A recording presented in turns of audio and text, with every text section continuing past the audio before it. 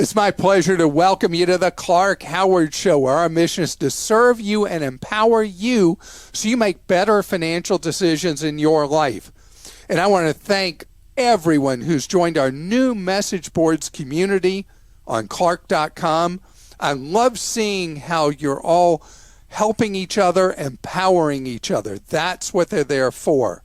Now, that being said, you also help me. Help me become less stinky. And I don't mean take more showers. I mean when you think that I need to be talked to about giving advice that you feel stinks. That's why we have Clark.com/Clark Stinks. And it is time for your beefs with me with Christa. I should have never encouraged you to speak. You must think I'm pretty stupid. You should be ashamed of yourself. Well, maybe I'm wrong. Maybe I'm wrong. Maybe you're right, pal. By the way, before you start, I really am stinky because I forgot to mention that coming up later in this podcast, I'm going to talk about the new debt collection rules and what your rights are with them. All right. And we had several about this one. With regards to your Fidelity comment on the 329 podcast that they don't offer fraud protection, I found a source when doing my own digging. I can't speak for other brokerages, but I hope this helps Douglas, and he sent the Fidelity link. Yeah, and I thank you, Douglas, because Fidelity does offer the same kind of blanket fraud protection that Schwab does.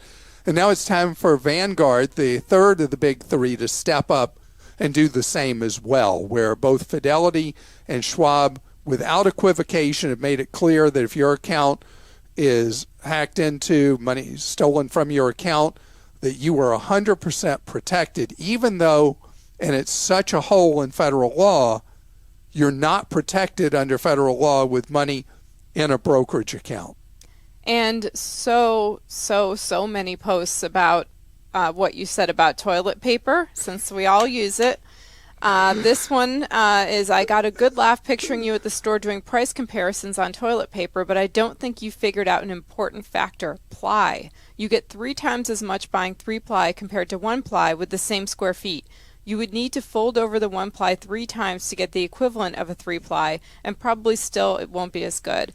I like Aldi's Willow Strong and Plush 3-ply. Please do a real comparison and let us know the results. And that was from Carolyn in South Dakota, and again, so many others wrote in about this. So the toilet paper that I bought at Lidl, I'm trying to remember if it was 2-ply or 3-ply. I'll check.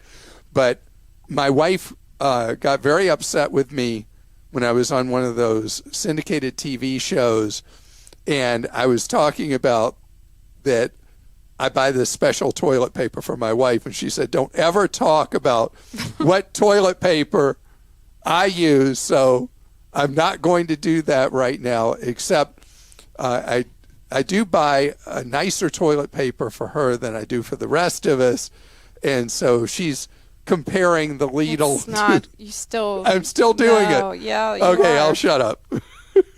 I was wondering why Clark never mentions using keys as a second form of identification with brokerage accounts. With my Schwab account, they have tokens that you have to request from them that gives you a one-time passcode to use each time you log in. And with my Vanguard account, I have a blue Yuba key, which gets inserted into my computer to access the account after I've logged in. And that's from Amber. And Amber, you are completely right. We have talked about this before. The security keys are the most effective way, or tokens are the most effective form of two-factor authentication. In fact, I think the Wall Street Journal and New York Times just did a long write-up about why that is so much safer a way. And when you're dealing with the brokerage money, especially Vanguard customers, because Vanguard is, I've not been able to find where they're offering the level of protection against a hack of your account that others are offering, it's really great for you to do a security key or token. Basically what it is you have this little device that you have on your keychain that when you need to access your account, this is how the simplest way to explain a common way of it being done. You put it in the USB of your computer, and it gives a level of protection beyond what you have with the simple common thing of getting a text to your cell phone with a one-time use code. The problem with the text to your cell phone, the one-time use code, is the abject failure of the three major cell phone providers, AT&T, Verizon, and T-Mobile, to prevent what's called SIM card fraud, where somebody hijacks your cell phone service just for the purpose of stealing money out of your bank account or brokerage account. And so the two-factor authentication by text is not an effective form of security with what really counts, the money you've worked so hard to save. So the tokens or the little fobs. And there are third-party apps that do this too. Is by far the most effective way for you to protect your accounts. And thank you for pointing it out again. I simply cannot believe that you are not truly into the points and miles game with how much you love to travel. You talked in a past podcast about airline miles, and you got so excited when you talked about booking on partners. The problem is that you talked about booking through domestic partners instead of foreign partners. Transferring Amex, Chase, Citi, Capital One points to foreign airlines offer award charts often with fixed redemptions when flying from the U.S. to Europe, Asia, Africa, etc.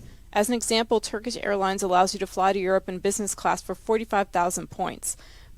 For 45,000 one way. Virgin Atlantic offered the ability to book Delta One to Europe each way for 50,000 points. My fiance and I just booked our honeymoon to the Maldives, valued at over $45,000 cash, flying on Qatar Q Suites Emirates business class and staying in an overwater bungalow for $674 in taxes and fees and $1,434 in credit card annual fees. You're missing out, my man. And this is not limited to international flights. Turkish allows you to book domestic economy on United anywhere in the U.S. for 7,500 points, including Hawaii. And that's from Spencer. Does Spencer work for the Points Guy? You know what the Points Guy is? It's a website for people who want to get maximum use out of their points. It's one of the great places to go. So the irony of this is, you know, that I used credit card points to book a fixed point award on Singapore Airlines to take my wife business class for our anniversary to Singapore and Thailand.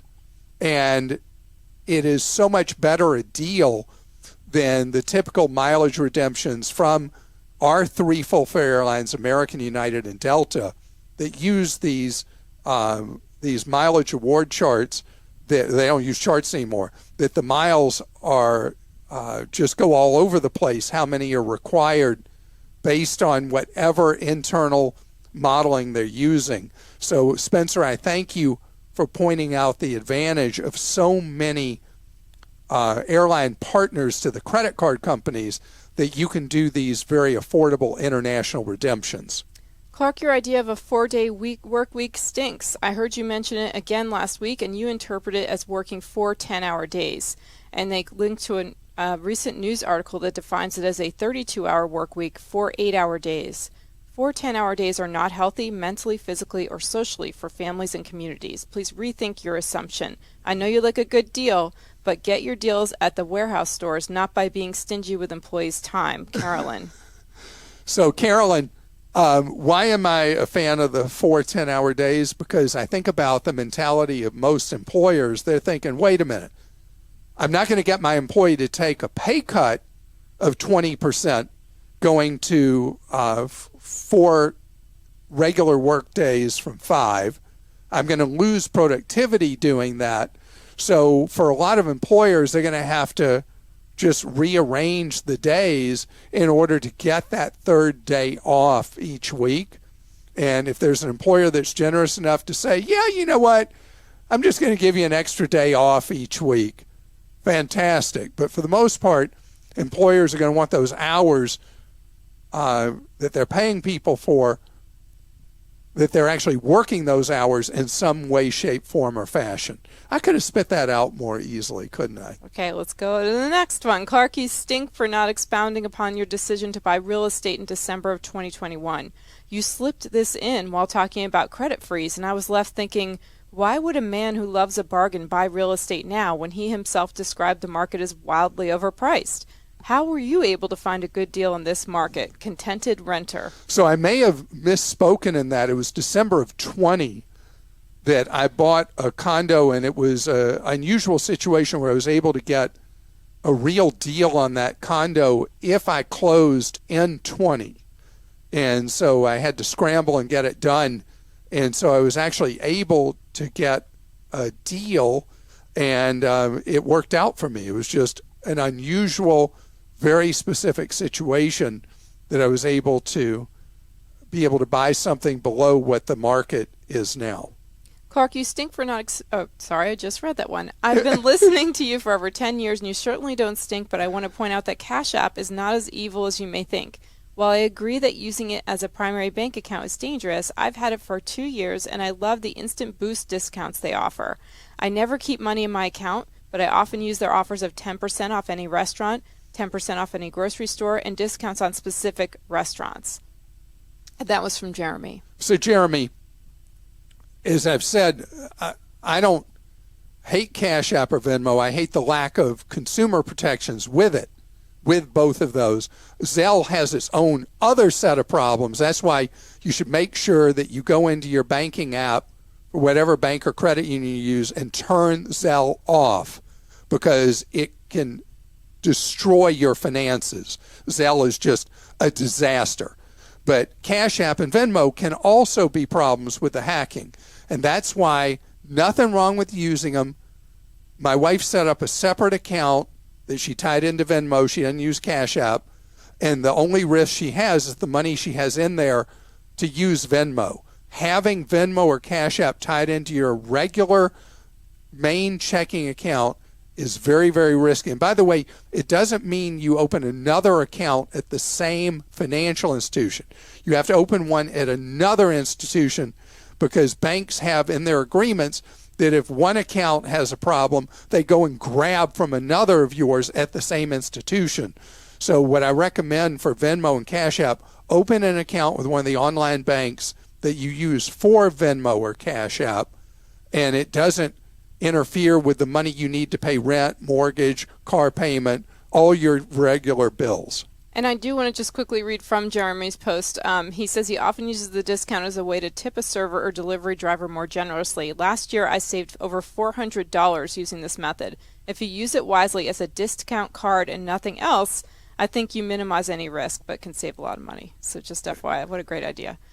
All right, now that I've taken more time up, read this one from Don. Clark stinks. You say there are thousands of stinks submitted, and yet you only read like 5. Come on, Clark, make the entire podcast stinks. We don't need more of what you do the other 4 days of the week, consuming half the podcast. Thanks, and you really only stink 20% of the time, so give us the stink 20% of the week, Don. We do on the Clark Stinks podcast, we do a balance where most of this podcast is Clark Stinks. The second part of the podcast is shorter by design, so we can get in as many Clark Stinks as possible. And we have done entire podcasts that are Clark Stinks podcasts, and if that becomes a regular demand, we can devote more time to it. We can serve one up soon. We'll try it out and see if everyone likes it. I think you may have dropped the ball with the advice you gave regarding Bradley from Oklahoma and his blind mother. He told you that somebody called her about her credit card being used at Amazon for $15,000. This is what you should have focused on first, not the credit freeze and switching banks. This is a popular scammer tactic, warning somebody that a very large purchase was made with their card, inducing panic so they make rash decisions. According to Bradley, she gave this person her zip code, date of birth, and the name of her bank. I could be wrong, but after listening to it several times, it sounded to me like both you and Bradley missed the fact that the person warning her on the phone was the crook. Nobody stole her card and made charges. In this situation, she should have kindly thanked the person, immediately hung up, and called the credit card issuer to confirm if it's true. Robert, I appreciate that, and you are right. I got so in the weeds on that issue that I spent too much of my time talking about the wrong part of it. I mean, the credit freeze was obviously valuable with after the fact, but yes, I should have concentrated first on the actual scam that was going on before I got into the overall remedies. it's what Clark Stinks is all about. And this one, when a recent caller asked if if she should realize the tax-free gain of $250,000 by selling her primary residence, you discouraged her from doing so. This was very short-sighted advice, especially because you focused on the cost and stress of selling a home. The selling cost of a house is tiny compared to the potential increase in personal wealth that could be created by diversifying this capital.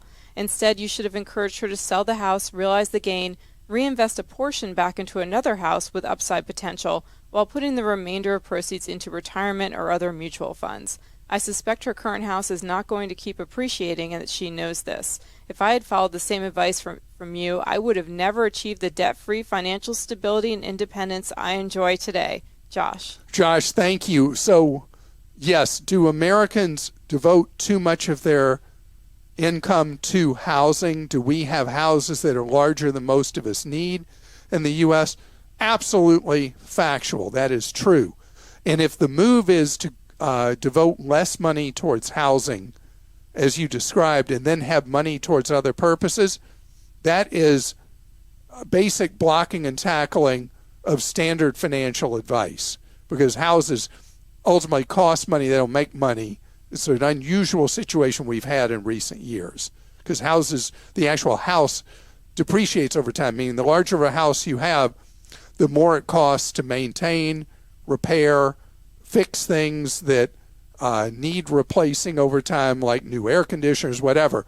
So, yes, if the issue is going to much less expensive housing next, there's a real advantage at certain stages in life of selling the property, particularly if your next move is to a lower price point house.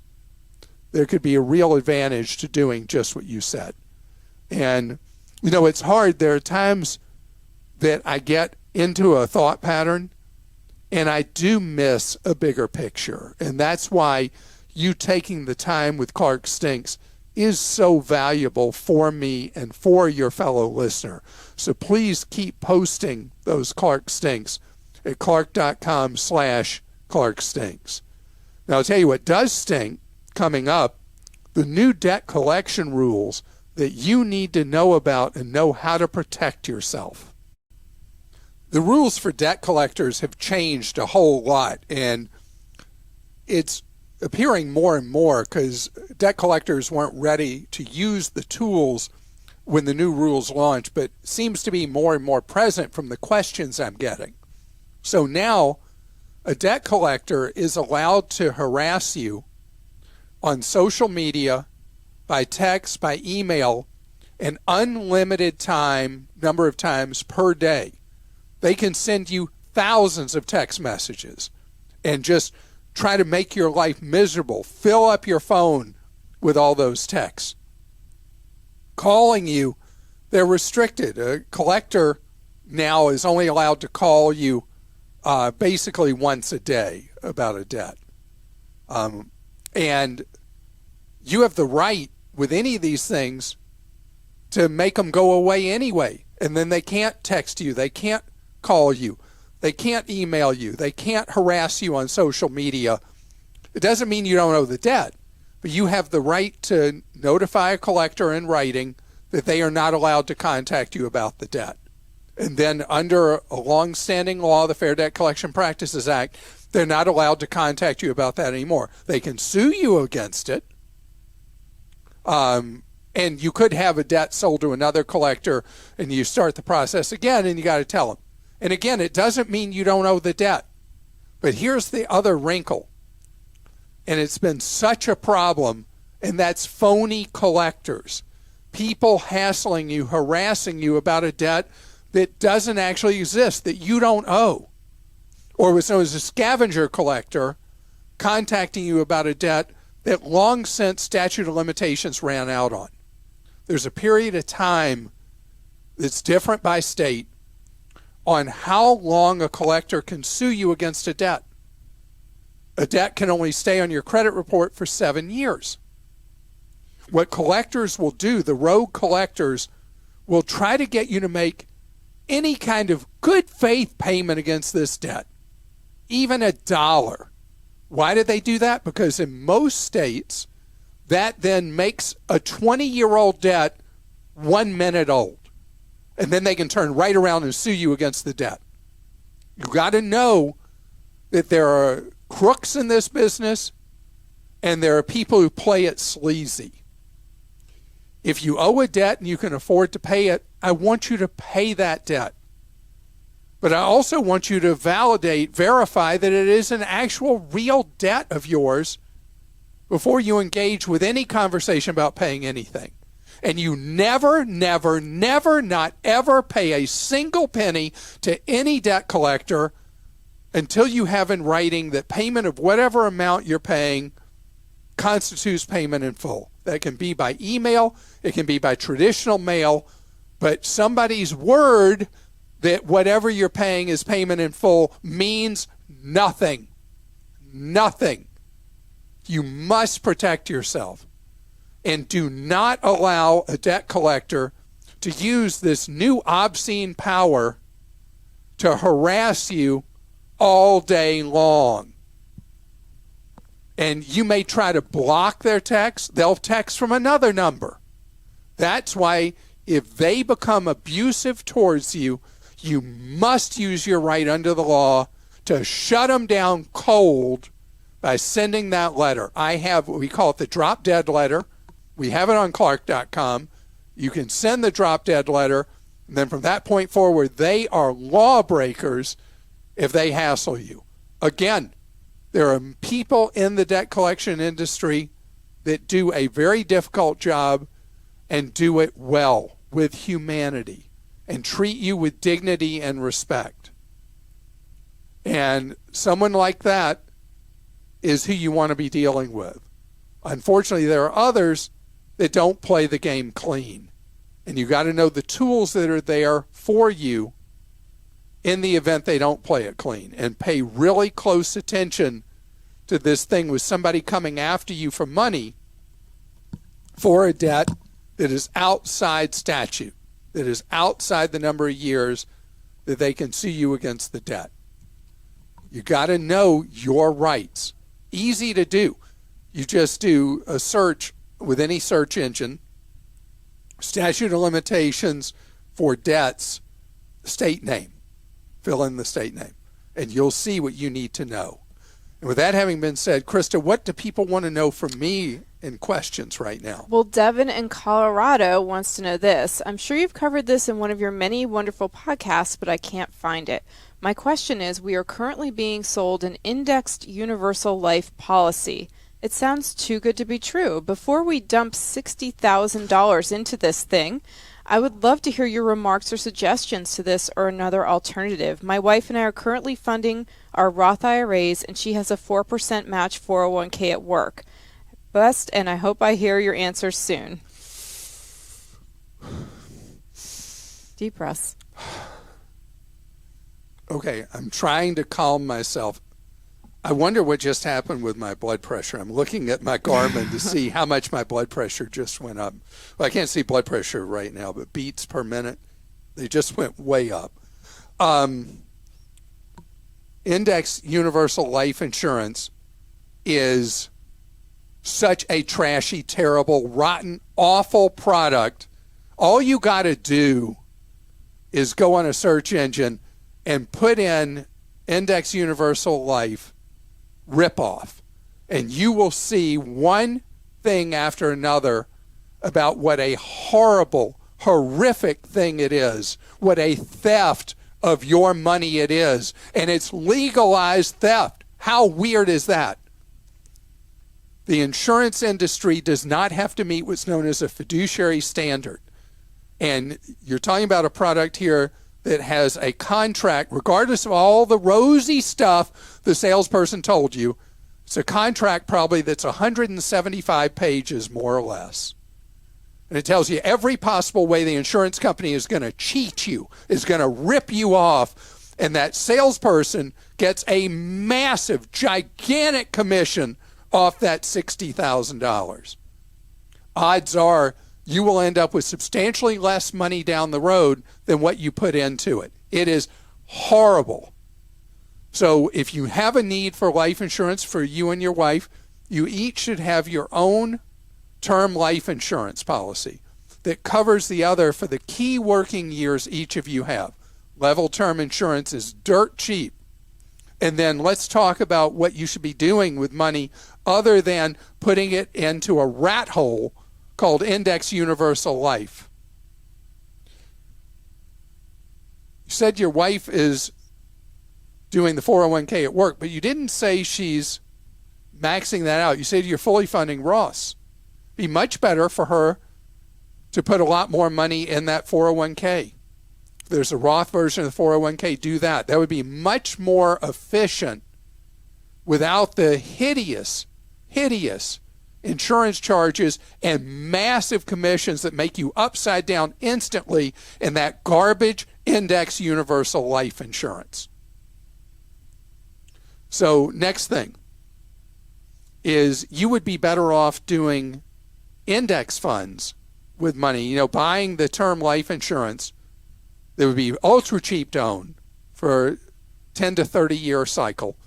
And then you put money that you'd have left over, which would be almost all that 60,000, and you put it in a variety of index funds where you own little pieces of the mark of companies across capitalism in a total stock market index fund. Go look at the Fidelity Zero funds that opposite this Index Universal Life, you have no commissions and you have no expenses. Fidelity absorbs all the expenses in the Fidelity Zero funds.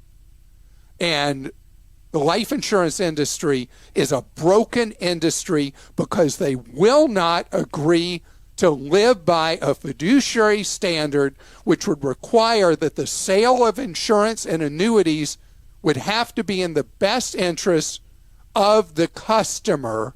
And why won't they do that? Because it destroys the life insurance industry's gravy train of massive commissions and massive expenses. Get away from the person trying to sell it to you, too. Okay. I cannot believe how many beats per minute I am right now. Me too. I found out my parents were sold one of these years ago, and and then the financial advisor let them use his beach house for free. I wonder why. Most expensive free rental ever. All right, this is from Justin in Ohio. This will make you happier. I booked a minivan for a 2-week summer trip in and around Yellowstone, Grand Teton, and Glacier National Parks for $1,300 via Priceline months ago during the Omicron wave. I thought that price was high, but since then the rental prices have skyrocketed higher still. Is there any reason to be concerned that my now half-price reservation won't be honored when my family lands in Bozeman this summer? Will they honor my low-price reservation even when the prices have gone up so much? So, Justin, I don't want to freak you out. There has been a problem spot around the country, spot shortages of rental cars, where regardless of what you paid, they may have underestimated demand. They may be out of cars for a while, and people have to sit around and wait till the next car is available. It's not normally a thing where you get walked like hotels do, where they're full for the night and they say, hey, too bad. And we had somebody with a question about being walked a week ago on the podcast. I wouldn't fret about that, freak out about that. And it could happen. The worst is if you're a late night arrival into Bozeman and your car isn't there. Often when you first land, if it's a late night flight, you're probably staying somewhere in Bozeman and then starting your travel the next day. In that case, it's not the end of the world. You should expect the car rental agency to pay for transportation, a taxi, Uber, Lyft, whatever, to and from your hotel. You come back the next day, you should be able to get your van. The rates for summer are pretty obnoxious, but I have found I'm having good success checking rates again very close to rental periods this spring. And I'm finding that rates that were very high when I would book a flight are actually lower when I recheck them.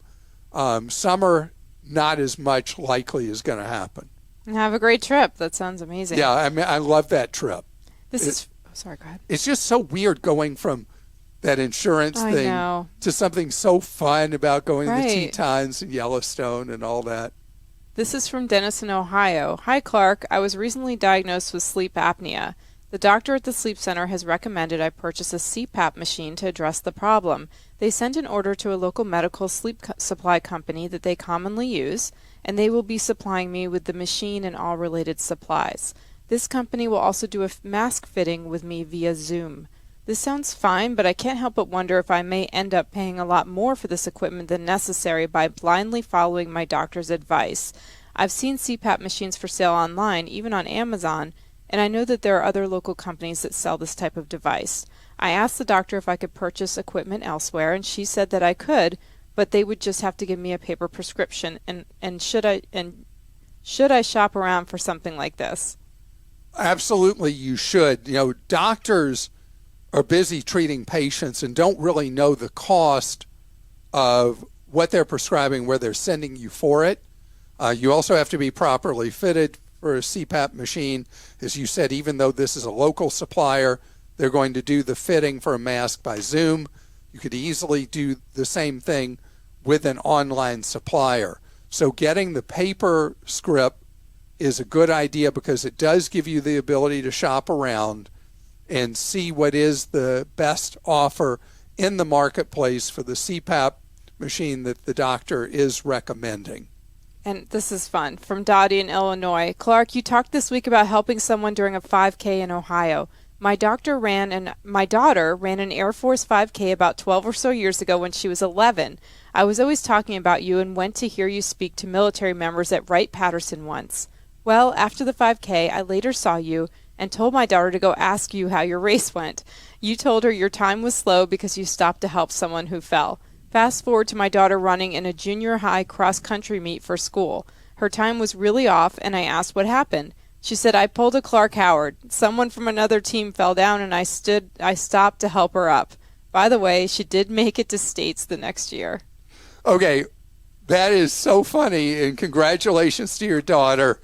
And that race at Wright-Pat, it is true that I stopped to help somebody, and then a nurse stopped, and then a doctor stopped, and this person was in the right place at the right time to have a medical event because they were able to get a lot of help right there. I was the least helpful of the three of us who stopped, but the reality is I run so slowly, my time would have been bad anyway. But I hope I've given you a good time today on this episode of our podcast.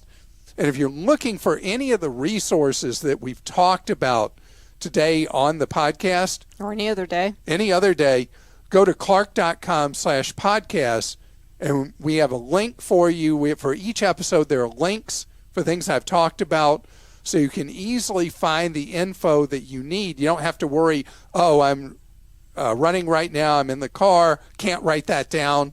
That's why we have it for you at clark.com/podcasts.